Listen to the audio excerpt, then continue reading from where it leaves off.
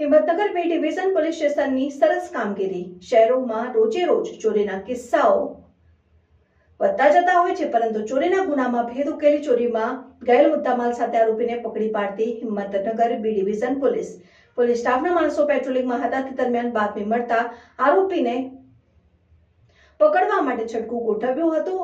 આમ આરોપીને ચોરીના મોબાઈલ સાથે કુલ મળીને કિંમત ₹13,000ના રેડમી મોબાઈલ સાથે ઝડપી પાડ્યો હતો અને આરોપી વિરુદ્ધ કાયદેસરની કાર્યવાહી હાથ ધરવામાં આવી હતી. નાસ્તા ફરતા આરોપીને પકડી પાડતી Himmatnagar B division police Maharashtra રાજ્યના અકોલા જિલ્લાના કદાન પોલીસ સ્ટેશનના ચેઇન સ્નેચિંગ ના ગુનાના નાસ્તા ફરતા આરોપીને ઝડપી પાડતી Himmatnagar B division police station સ્ટાફના માણસો પેટ્રોલિંગમાં હતા ત્યારે હિંમતનગર ન્યાય મંદિર ને બાતમી મળતા રાકેશભાઈ ઉર્ફે ધનિયો ફાટક પાસે રોડ ઉપર ઉભો છે જેવી પોલીસ સ્ટાફના માણસો ત્યાં જઈને આરોપીને પકડી પાડ્યો હતો. જોતા રહો ભારત ટાઈમ્સ ન્યૂઝ.